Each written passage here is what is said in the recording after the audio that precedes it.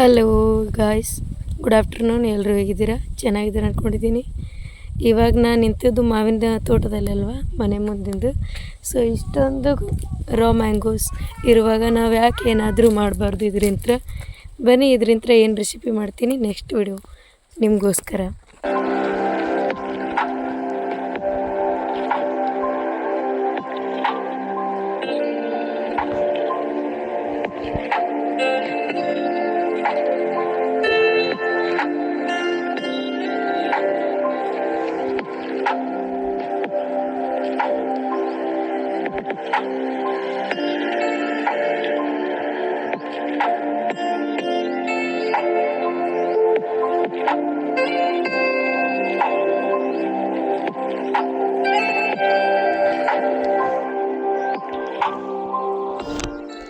ಈ ಮ್ಯಾಂಗೋನ ಒಂದು ಬಕೆಟಲ್ಲಿ ನೀರಲ್ಲಿ ಮುಳುಗಿ ಸೂಸೈಡ್ ಮರ್ಡರ್ ಮಾಡತ್ತೀವಿ ಅಂತ ಅನ್ಕೋಬೇಡ್ರಿ.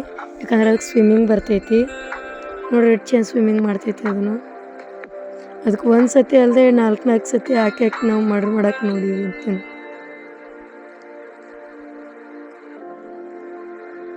ಚೆನ್ನಾಗಿ ತೊಳ್ಕೊಂಡು ಇವಾಗ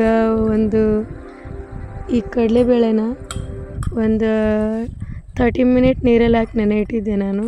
ಸೊ ಈ ಕಡಲೆಬೇಳೆ ಹಾಕಿ ಇವಾಗ ಚೆನ್ನಾಗಿ ಕುಟ್ಕೊಳತ್ತೀವಿ.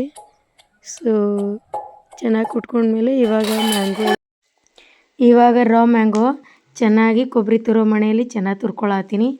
ಯಾಕಂದ್ರೆ ಚೆಂದ ಟೇಸ್ಟ್ ಬರ್ತೈತಿ ನೋಡ್ರಿ.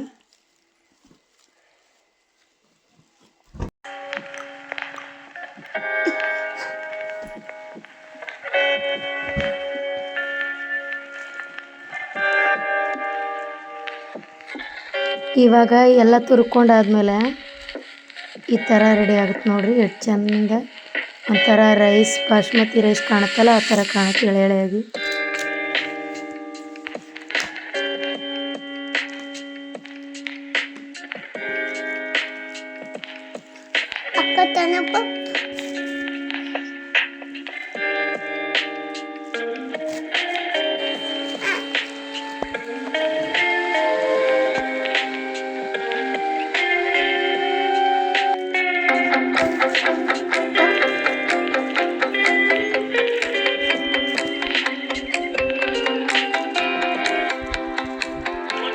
So many documents, spreadsheet.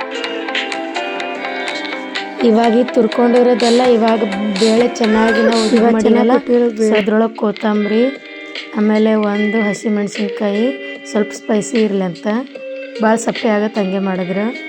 So ಅದಕ್ಕೆ ನಾವು ತುರ್ಕೊಂಡಿರೋ ಮಾವಿಂದು ಇದನ್ನು ಹಾಕೊಂಡ್ಬಿಡೋಣ. ಸೊ ಹಾಕಿ ಚೆನ್ನಾಗಿ ಮಿಕ್ಸ್ ಮಾಡಿಕೊಂಡು ನೋಡಿ ಯಾವ ಥರ ರೆಡಿಯಾಗಿದೆ ನಮ್ದಂತ. ಸೊ ಈ ಥರ ನಮ್ಮದು no bake no cook. So final touch mango chutney ರೆಡಿಯಾಗಿರುತ್ತೆ.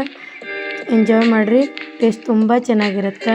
ಉಪ್ಪು, ಜೀರಿಗೆ, ಬೆಳ್ಳುಳ್ಳಿ ಟೇಸ್ಟ್ ಕೂಡ ಸಖತ್ತಾಗಿರುತ್ತೆ ಒಳಗಡೆ. ಸೊ ಸಬ್ಸ್ಕ್ರೈಬ್ ಮಾಡಿರಿ, ಕಮೆಂಟ್ ಮಾಡಿರಿ, ಲೈಕ್ ಮಾಡಿ. ಮತ್ತು ಮುಂದಿನ ವಿಡಿಯೋದಲ್ಲಿ ಇದೇ ಥರ ಏನಾದರೂ ಒಂದು ವಿಡಿಯೋದೊಂದಿಗೆ ಬರ್ತೀನಿ. Thank you so much. Love you to.